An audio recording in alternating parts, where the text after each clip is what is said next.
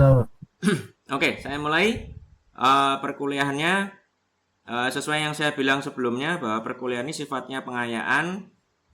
Materi hari ini adalah tentang WebGL yang sudah saya posting di Google Classroom. Jadi di sini ada PDF-nya, penjelasan. Sebentar, saya share dulu layar tampilan saya dulu. Entire screen. Oke, jadi di sini ada PDF-nya. Ini materinya, terus kemudian juga ada HTML-nya. Ini isinya codingnya. Loh Pak, kok HTML Pak? Ya, karena WebGL dia ada di dalam HTML, di dalamnya ada coding bahasa JavaScript dan juga ada nanti bahasa yang namanya GLSL. Oke, saya mulai sekarang dari materinya WebGL. Sub pokok bahasan adalah definisi, terus kemudian kenapa perlu, kemudian versi, kemudian kanvas, HTML dan WebGL, kemudian segitiga di WebGL, kemudian kerangka program, terus pembuatan objek-objek, shader, vertex shader, fragment shader. Definisi dulu. WebGL adalah API yang digunakan untuk menampilkan aplikasi 2D atau 3D interaktif pada browser tanpa plugin apapun. Jadi by default aplikasi WebGL kita bisa dijalankan di browser asal browsernya cukup update, bukan browser yang versi berapa 20 tahun yang lalu, itu enggak, 10 tahun yang lalu pun enggak ada masalah, browser sudah. Programmer yang membuat aplikasi ini mengakses aplikasi ini dari beberapa jenis teknologi, yaitu HTML, JavaScript, kemudian OpenGL, dan yang terakhir shader. Termasuk nanti juga ada CSS kalau kita perlu mengatur CSS-nya. Tapi tanpa CSS tidak ada masalah. Yang penting adalah ini, HTML, JavaScript, OpenGL, shader. Kenapa perlu ada WebGL? Karena OpenGL 1 dan 2 itu menggunakan Fixed Function Pipeline. OpenGL 2 memperkenalkan Programmable Pipeline. Nah, ceritanya yang kalau mahasiswa masih ingat pelajaran minggu pertama, intro pada OpenGL, pipeline itu adalah sistem grafis yang diibaratkan lewat pada pipa air. Air masuk ke pipa, di sini ada proses, outputnya dari bagian sini diproses di bagian selanjutnya. Outputnya bagian sini diproses bagian selanjutnya. Demikian seterusnya sampai keluar di sisi satunya dari pipa. Nah, itu sisi keluarannya dari sistem grafis adalah di tampilan di layar. Nah, awalnya sistem grafis ini, pipeline di sini adalah fix, tidak bisa diotak-atik. Nah, OpenGL 2 itu memperkenalkan programmable pipeline. Itu artinya ada bagian-bagian pipeline itu yang kita bisa kasih program. Programnya ini akan berjalan di dalamnya sini. Jadi kita tidak hanya mengatur dari sisi inputan, dari sisi coding inputan, tapi di dalam pipeline-nya sendiri kita bisa memodifikasi apa yang tidak kita tampilkan di sana. Nah, nanti ada dua, di yang OpenGL 2 itu ada yang namanya vertex shader sama fragment shader. Itu dua area yang bisa kita kasih program sendiri. Terus mulai OpenGL 3 tahun 2008, fixed function deprecated. Jadi kalau yang OpenGL masih diperkenalkan, masih boleh pakai fixed pipeline, tapi OpenGL 3 sudah tidak boleh. Di deprecated itu sudah dikadaluarsakan, sudah dihapus, dihilangkan, diganti dengan full programmable pipeline. Immediate mode itu diganti jadi retain mode. Jadi kalau yang OpenGL 1, setiap kali kita ngasih perintah GL vertex, itu dari CPU akan ngirim informasi GL vertex itu ke GPU. Nah, padahal ini kan prosesnya agak panjang karena lewat bus. Jadi setiap kali mau kirim itu sebenarnya CPU ngomong dulu, GPU saya mau kirim, kamu siap nerima enggak? GPU harus menjawab, oke, saya siap nerima. Kalau dia masih sibuk dengan sesuatu, dia tidak menjawab, ya CPU nunggu sampai si GPU-nya ini ngomong saya siap, baru nanti si CPU akan mengirim datanya. Tiap kali kita ngasih GL vertex, proses yang sama berulang. Handshaking-nya akan berulang. Nah, yang semacam ini memperlambat. Maka muncul mode yang kedua yang namanya retain. Retain mode itu di retain, semua vertex itu dikumpulkan dulu. Semua vertex dikumpulkan dulu. Nanti kalau mau ngirim barengan dalam satu blok. Jadi proses handshaking-nya ini tadi, komunikasi tadi akan jauh hemat. Sekali kirim langsung besar, selesai. GPO-nya bisa langsung memproses. Ini alasan kenapa perlu itu, karena memang secara kecepatan dan secara kapabilitas yang namanya OpenGL 2 dan dalam hal ini WebGL itu memang lebih powerful, lebih cepat dibandingkan yang OpenGL 1. Itu alasannya. Kelebihannya dari WebGL, kita hanya perlu text editor. Text editor apapun boleh. Notepad pun tidak ada masalah. Tidak perlu kita install IDE, Codeblocks, apapun tidak perlu. Text editor apapun bisa. Kemudian publikasi mudah. Kita cukup kumpulkan dalam satu HTML, satu file. Terus kita serahkan ke orang lain tinggal di open di browser, selesai. Seperti yang saya tunjukkan nanti di contoh program yang saya posting di Google Classroom. Kemudian dia juga bisa mengakses fasilitas browser. Browser punya fasilitas apapun bisa, debugging bisa, ya semua fasilitas bisa diakses. Di sini kalau normal ya, ini web page normal, dia pakai HTML JavaScript, kemudian ada di dalam browser ada HTML rendering engine, selesai. Tapi kalau pakai WebGL, ada di sana ada JavaScript, terus ada GLSLES. Ini bahasa pemrograman untuk shader tadi. Terus ada WebGL, ada OpenGL atau OpenGLES. Ini di browser. Versioningnya seperti ini. OpenGL 1,5 subsetnya adalah OpenGLES. OpenGLES ini apalagi Pak? Ini ada WebGL, di sini kok ada OpenGLES.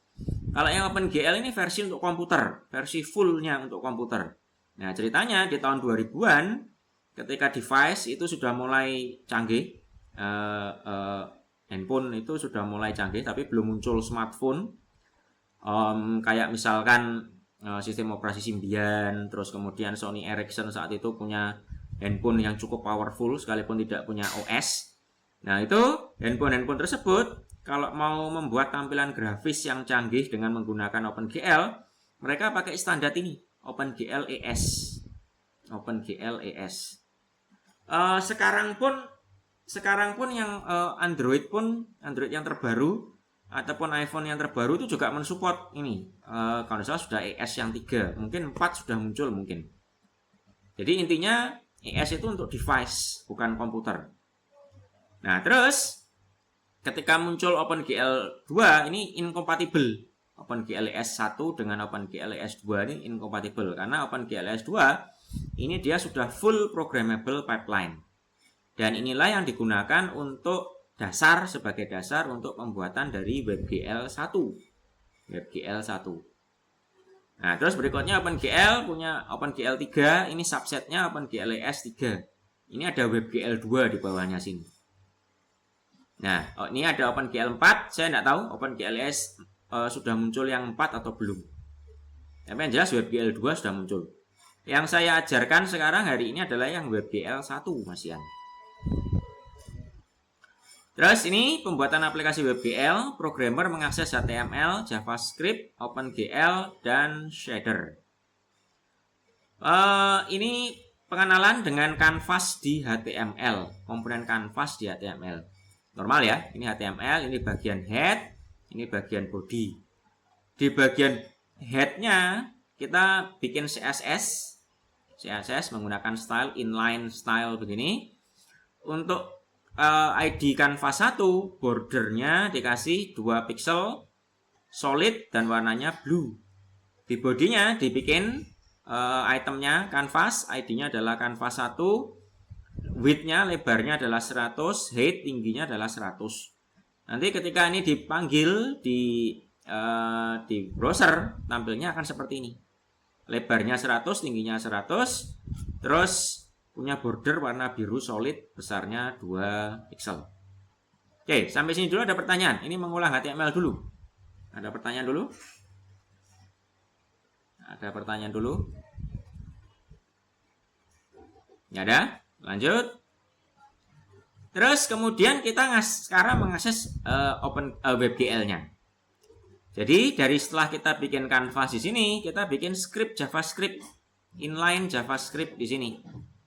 Kita ngambil canvas dengan cara document.getElementById. Canvas 1 ID-nya di sini diterima di variabel canvas namanya. Terus kita ngambil konteksnya, graphics library-nya dengan memberikan string WebGL diterima di variabel GL. Kemudian GL clear color dibersihkan warnanya dengan warna biru. Setelah itu di clear GL color buffer bit. Kalau program ini dijalankan tampilannya akan begini. Kanvasnya akan berwarna biru. Tapi warna biru ini diset tidak dengan menggunakan HTML, tidak dengan menggunakan CSS, tapi diset menggunakan perintah WebGL. Sampai sini, ada pertanyaan dulu. Mirip kan ya? Ini clear color, kemudian clear ini kan sudah familiar. Di dalam sepanjang satu semester ini sudah sering saya jelaskan tentang clear color dengan clear di sini. Kemudian color buffer bit, kemudian angka-angkanya ini kan harusnya sudah familiar. Bedanya sekarang kita perlu ngambil dulu canvas dan GL-nya dulu dari elemen HTML.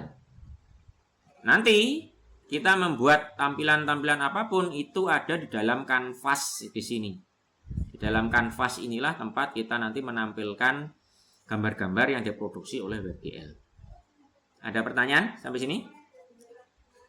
Ada pertanyaan sampai sini?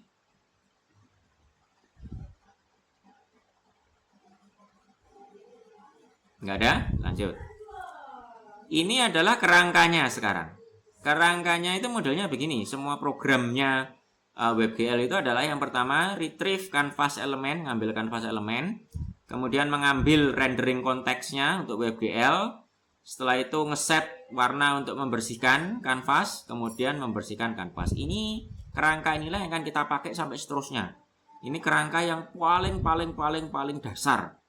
Kerangkanya begini. Loh Pak, kita belum gambar segitiga Pak. Kan kalau yang di kuliah itu awal-awal sudah gambar segitiga. Ya, belum.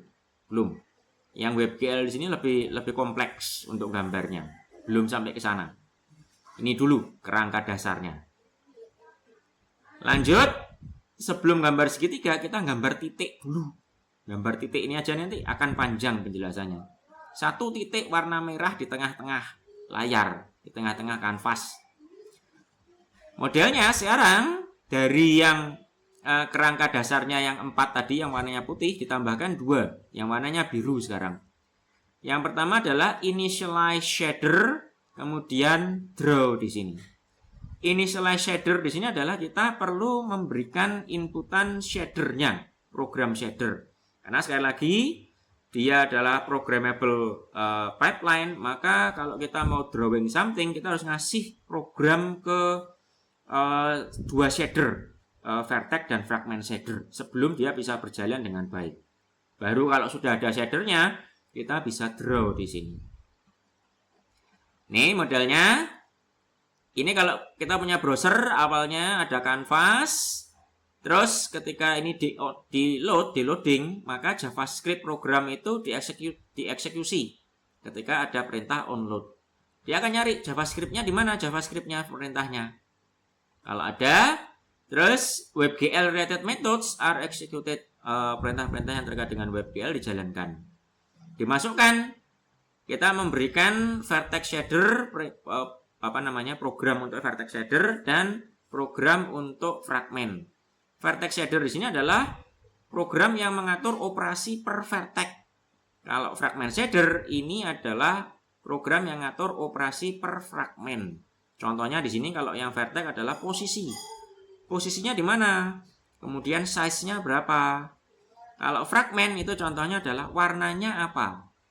2 ini ada di dalam WebGL system. Setelah ini outputnya keluar masuk ke color buffer, ke buffer, baru setelah itu ditampilkan ke display yaitu di canvas di browser tadi. Ini prosesnya. Jadi bisa kelihatan untuk menghasilkan gambar yang sederhana saja kita butuh 3 buah program. Satu program JavaScript, satu program vertex shader, dan satu program fragment shader. Ada pertanyaan dulu sampai sini? Ada pertanyaan dulu. Inilah alasan kenapa saya mengajar komputer grafik masih menggunakan OpenGL 1. Karena kalau sudah pakai OpenGL 2, nih kompleksitasnya begini. Bagi pemula, ketika awal-awal masih belum ngerti apapun, dikasih begini jelas lebih sukar daripada kalau yang saya ajarkan menggunakan OpenGL 1. Ada pertanyaan? Oke, lanjut. Ini contohnya. Ini main programnya dalam JavaScript. Ini di dalam vertex shadernya itu programnya segini, tidak banyak vertex shader. Fragment shadernya juga tidak banyak, cuman 4 baris saja. Terus yang panjang ini di JavaScript. By the way, program ini sudah saya posting di sini.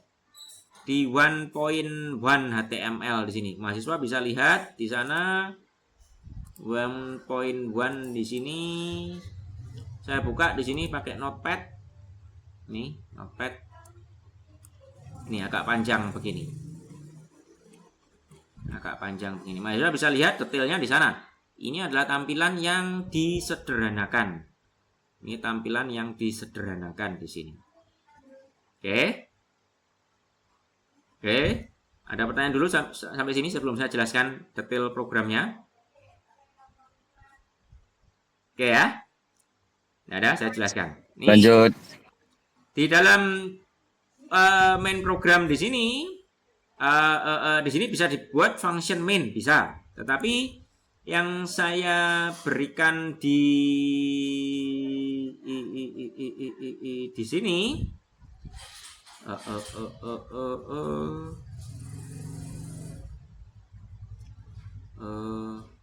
function create program saya masukkan langsung di dalam script.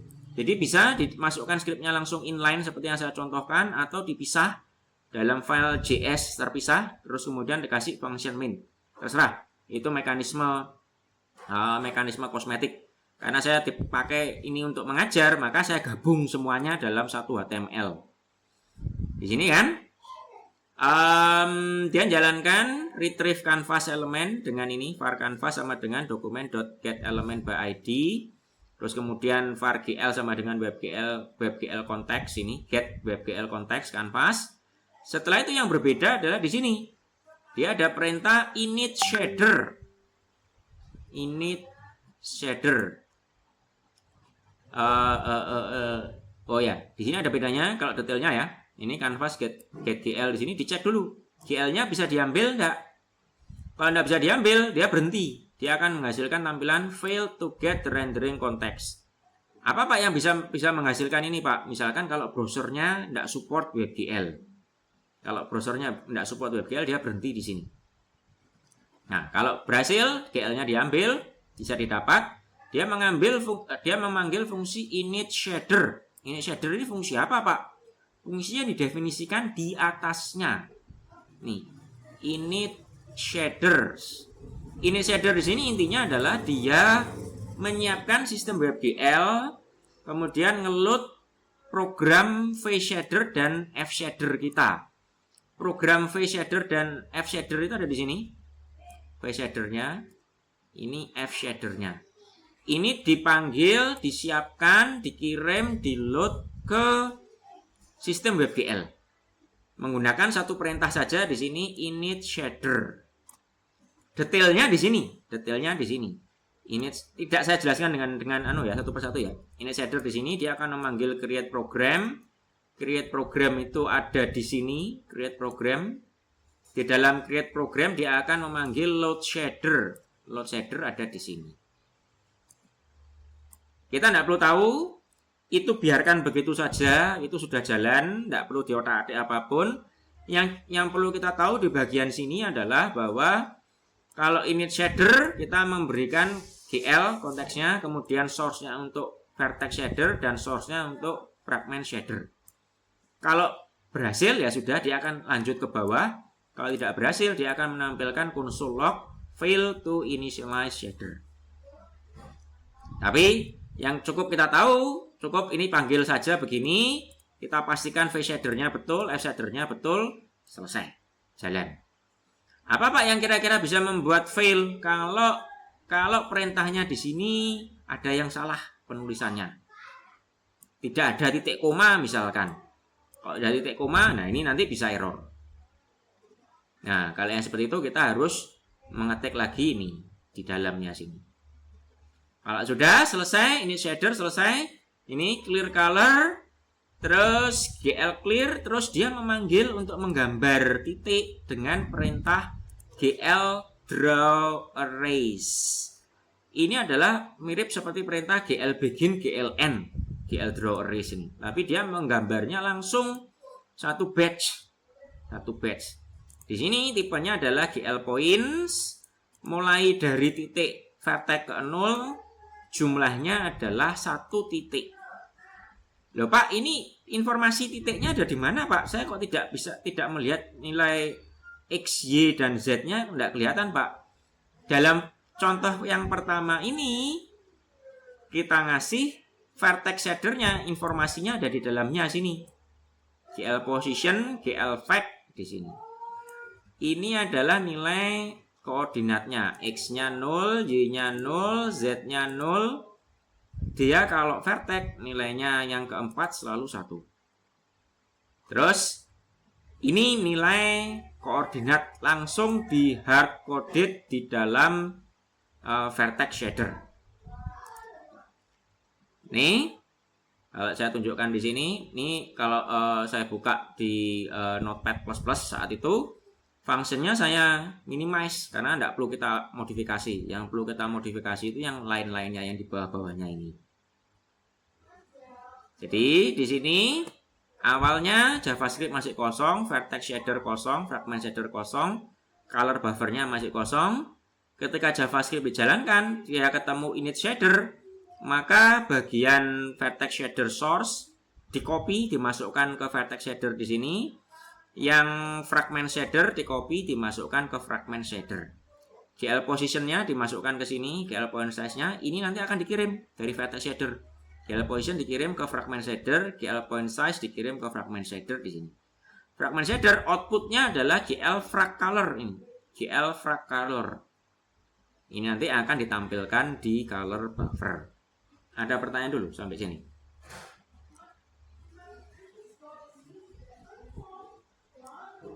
Oke, lanjut. Ini mengulang defaultnya WebGL itu mirip seperti defaultnya OpenGL normal. Ini kalau sistem koordinatnya X, Y, screen-nya ada pada bidang X dan Y. Dia menghadap ke sumbu Z negatif.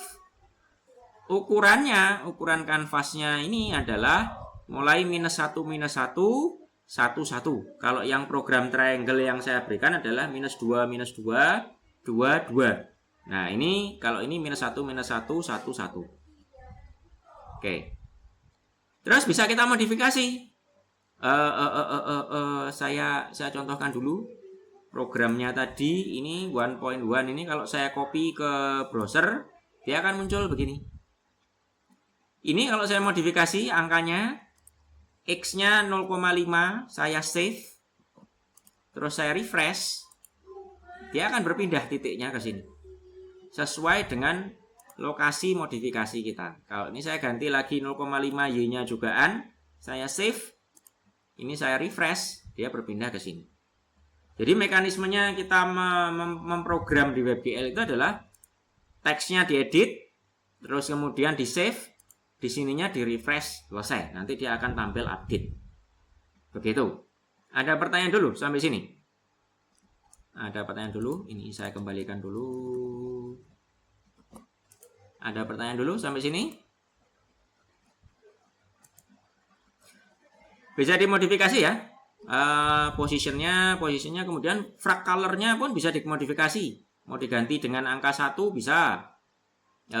Warnanya diganti. Ini kalau saya refresh kan dia balik ke sini.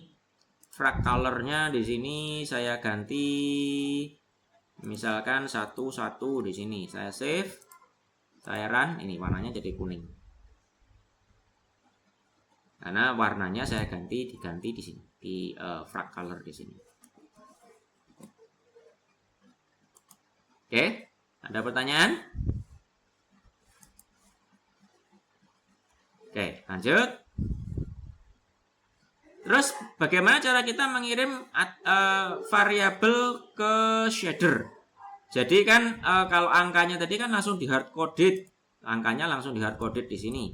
Kalau kita tidak mengirim variabel dari JavaScript ke shader gimana? Kaitannya nanti dengan inputan dari si user. User bisa jadi memberikan inputan di HTML, diambil oleh JavaScript, nilai tersebut harus dikirim ke shader. Gimana caranya JavaScript mengirim nilai ke shader?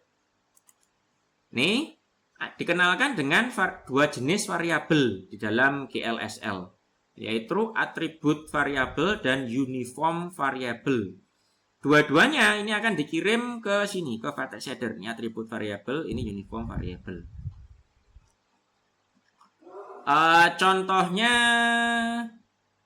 Contohnya di sini, di dalam face shader source di sini ada atribut fact4 position. Jadi posisinya dikirim dari JavaScript.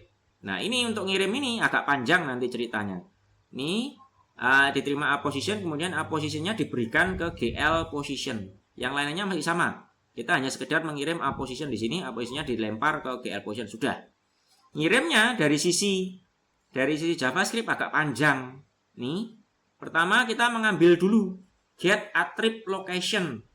A position di dalam vertex shader-nya itu lokasinya di mana, location-nya, terus diterima di var, di sebuah variabel a position.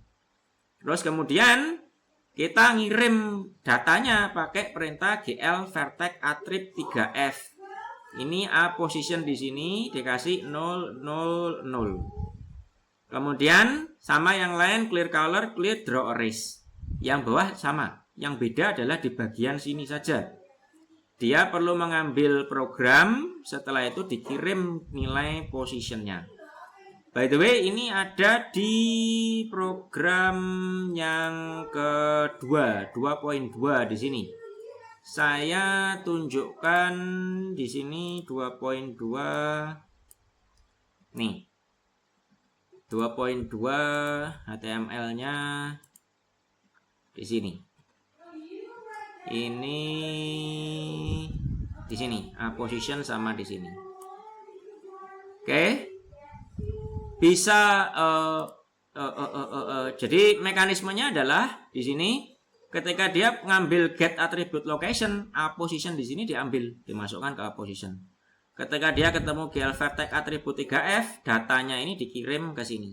Kemudian dilempar ke gl position dilempar ke sini. Terus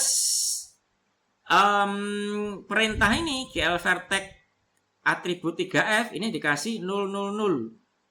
Jadi ngirimnya 3. Secara otomatis oleh WebGL akan ditambahkan nilai keempat yaitu 1. Ingat semua nilai vertex komponen keempatnya adalah 1. Nah, ini kita bisa alternatifnya kita bisa pakai yang macam-macam di sini. GL vertex attribut 1f dikasih cuma 1. Kalau 2f 2. Kalau 3f 3. Kalau 4f 3. Nanti lain-lainnya akan disesuaikan sama dia. Bisa dimodifikasi di sini contohnya a positionnya 0,5. A positionnya di sini 0,5 saya ganti. Saya save. Yang ini saya refresh, dia pindah. Nih.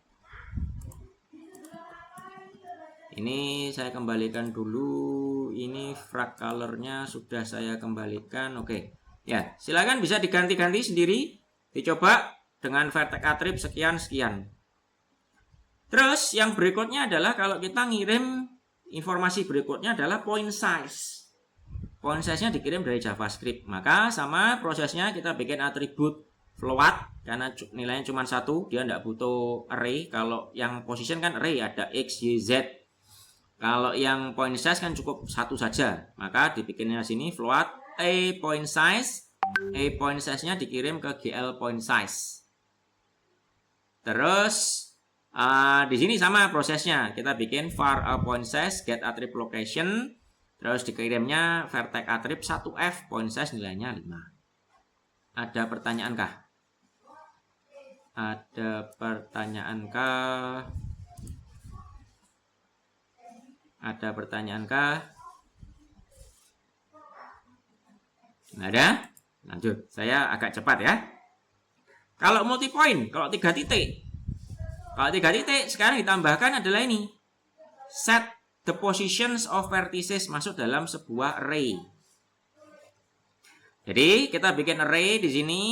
Array inilah yang akan dikirim ke dalam buffer object. Buffer objectnya ini dikirim ke atribut variable. Atribut variable ini digunakan di dalam vertex shader. Perintahnya yang pertama adalah kita create a buffer object dengan perintah gl create buffer, dibikin kosong. Kemudian di bind buffer object to a target, di bind buffer ini. Setelah itu write data, ngirim datanya ke dalam buffer object, ini gl buffer data. Setelah itu assign the buffer object to an attribute variable, di-assign ke atribut variable. Satu assignment di enable dengan perintah gl enable vertex attrib array supaya bisa digunakan di vertex shader. Perintahnya ini penggambarannya awalnya create buffer di sini, maka yang sebelumnya kosong begini ada buffer object. Berikutnya di bind buffer itu buffer object di bind dengan array buffer. Jadi tipenya buffer objectnya adalah array buffer. Terus dia bukan tipe yang elemen array, dia tipenya yang array buffer. Setelah itu buffer data dikirim datanya ke buffer object. Setelah itu ini parameter-parameter yang bisa digunakan di dalam buffer data.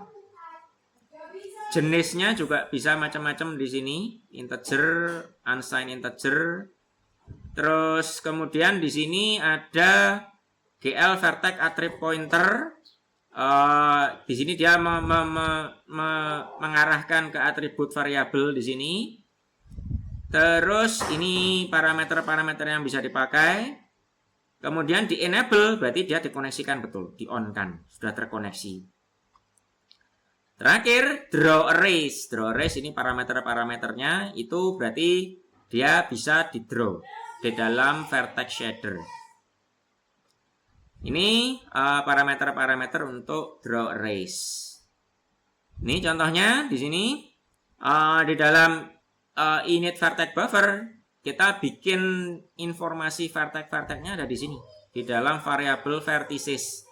N-nya 3 itu berarti poinnya jumlahnya ada 3. Terus di sini ini kan vertex buffer gl create buffer, kemudian di bind buffer, di buffer data. Terus vertex attrib pointer enable vertex attrib array. Return n, n-nya ini jumlahnya vertexnya. Yang di sininya sama tetepan, gl draw arrays-nya sama. N-nya sekarang 3, jadi dia menggambarnya ada 3 titik nanti. Ini prosesnya. Ketika dia ketemu perintah gl draw arrays, gl point 0 dan n, n-nya 3, maka dia akan looping di dalam gl draw arrays. Dia ngambil yang poin yang pertama, dia dilempar ke atribut position, masuk ke vertex shader, masuk ke position, ke sini ditampilkan titik yang pertama. Kemudian vertex yang kedua, ini looping di sini, vertex kedua masuk atribut position, dilempar gl position, gl frag color, muncul titik yang kedua. Yang terakhir, ini yang ketiga, draw arrays yang ketiga, n yang ketiga. Maka dia ngambil vertex yang ketiga, masuk ke atribut position, dilempar, tampil jadi titik yang ketiga. Ini prosesnya. Ada pertanyaan dulu sampai sini? Ada pertanyaan dulu sampai sini?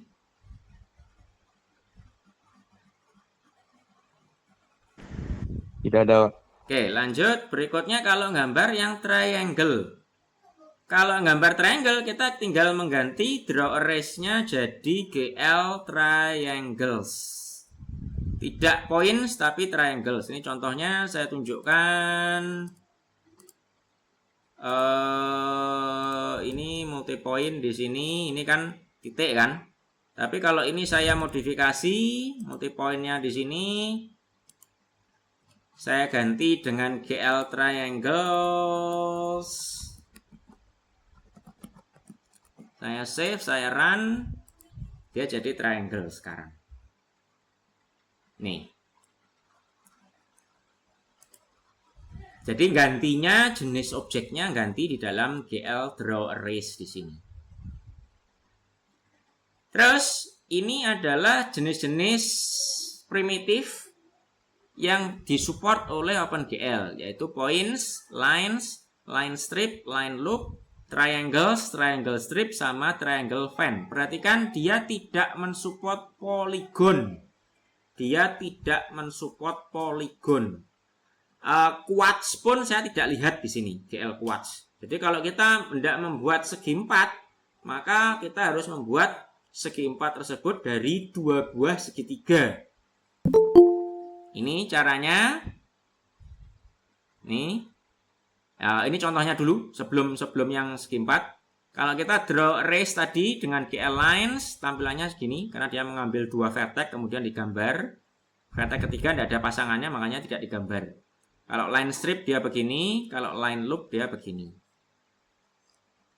Kalau mau membuat segi 4 di model begini, terus kita panggilnya pakai triangle strip. Triangle strip gambarnya adalah V0, V1, V2, yaitu V1, V2, dan V3. Maka nanti jadilah segi 4. Ini ditambahkan di dalam verticesnya komponen V3 di sini. Komponen V3. Jangan lupa N-nya 4 karena jumlah vertex-nya sekarang ada 4. Terus kemudian kalau kita mau mengirim transformasi, dalam kasus ini adalah translasi. Kalau kita mengirim translasi, kita kirimnya sekarang pakai variabel yang tipenya adalah uniform. Karena kalau yang tipenya atribut itu adalah atribut per vertex. Kalau uniform itu semua vertex diproses dengan nilai yang sama. Ini fact 4 U translation. Ingat pelajaran transformasi, kalau translasi itu kan cuman operasinya penjumlahan. Nilai vertex ditambahkan dengan nilai translasi. Maka di dalam fungsi main rumusnya ini GL position sama dengan A position ditambah U translation. Ini variabelnya dibikin TX setengah TY, ini translasi pada X setengah, translasi pada Y setengah, TZ-nya 0. Kemudian diambil dulu get uniform location gl.program U translation mengacu ke sini. Diterima ke U translation, terus ngasih datanya, perintahnya adalah gl.uniform 4f U translation tx ty tz. Maka nanti dia akan tertranslasi. Kalau rotasi rumusnya rotasi pada sumbu z itu kan gini. X sama dengan X aksen sama dengan X cos B dikurangi Y sin B.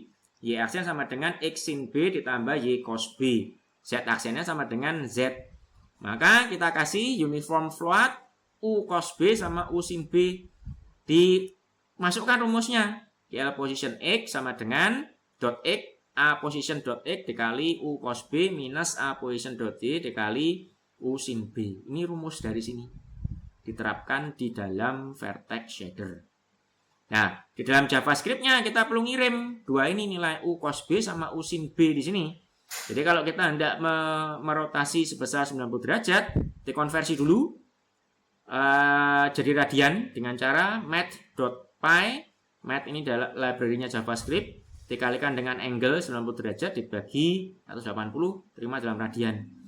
Setelah itu dioperasi cos dengan math.cos radian, ini cos B, math.sin radian, sin B. Dikirimnya, diambil dulu reference-nya, GL uniform location, GL program, U cos B. U cos B ini mengacu ke sini. Terus U sin B mengacu ke sini. Diterima di sini U cos B dan U sin B, ngirim datanya adalah GL.uniform 1F, U cos B, cos B di sini. Dikirimnya. Uniform 1F, U sin B di sini. Ini kalau kita mau ngirimnya satu persatu. Tapi kalau kita mau ngirimnya dalam berupa format matrik, maka kita bisa ngasih uniformnya adalah matrik ini. Matrik 4x4. X for matrik. Nah, nanti di sini tinggal dikalikan. GL position adalah UX for matrik dikalikan dengan A position. Dalam kasus ini kita hitung seperti tadi. Radiannya berapa, cos B-nya berapa, sin B-nya berapa, tapi kita letakkan di dalam format matriks begini. Yang perlu diperhatikan adalah bahwa matriknya di dalam WLGL itu bukan row major begini, tapi dia kolom. Maksudnya apa? Rumusnya ini kan begini kan tadi, cos minus sin kan, kemudian sin plus cos. Di sini minus sinnya ada di bawah, karena dia bacanya ke bawah bacanya. Jadi cos minus sin baru 0 0. Kemudian sin cos itu bacanya ke bawah, bukan ke samping begini. Ngirimnya sama, dia ngambil uniform location dulu, UX4 matrix, ini di sini, UX4 matrix di sini. Ngirim datanya adalah GL uniform matrix 4F, UX4 matrix, ini false, terus dikasih X4 matrix nilainya di sini. Ini kalau mau ngirim langsung keseluruhan matriks. Yang seperti ini cocok untuk ngirim scaling, operasi scaling. Scaling kan begini kan. Nah, tinggal dikasih SX-nya berapa, SC-nya berapa, SZ-nya berapa, diletakkan di sini, terus nanti dikirim X4 matriknya, scalingnya. Tuh, selesai. Jadi, sama seperti yang saya bilang sebelumnya, mahasiswa kalau mau ngerjakan demo 4 menggunakan WebGL boleh, sekalipun tidak ada nilai tambahan. Cuman yang perlu diperhatikan adalah, ini yang saya jelaskan di sini hanya sampai di transformasi. Saya belum menjelaskan terkait 3 dimensi, shading, terus kemudian juga viewing belum dijelaskan. Bagaimana WebGL menghandle 3 hal tersebut belum saya jelaskan. Tapi kalau mahasiswa mau belajar sendiri, mau mendalami, mau membuat demo 4 pakai itu boleh, nggak ada masalah. Ada pertanyaan sampai sini? Ada pertanyaan sampai sini?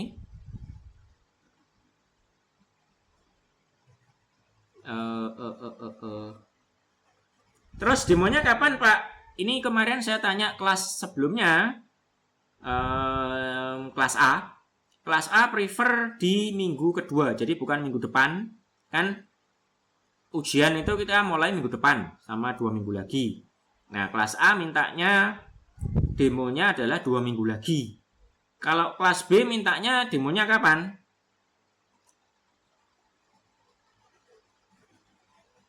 Halo?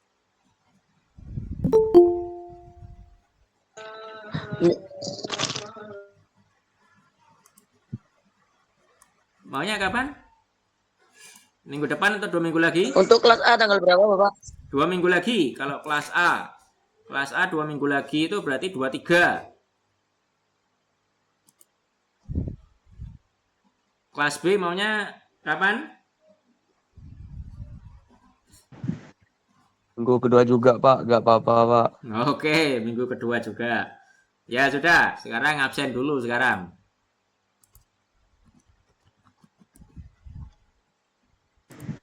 Baik, Pak.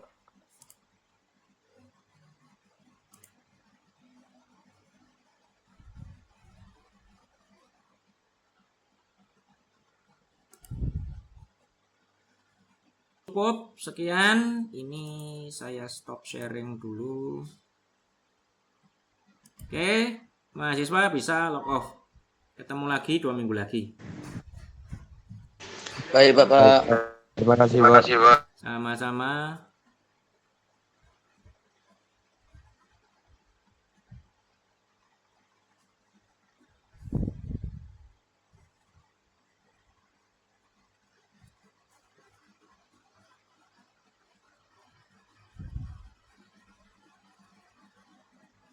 Oke, saya tutup ya.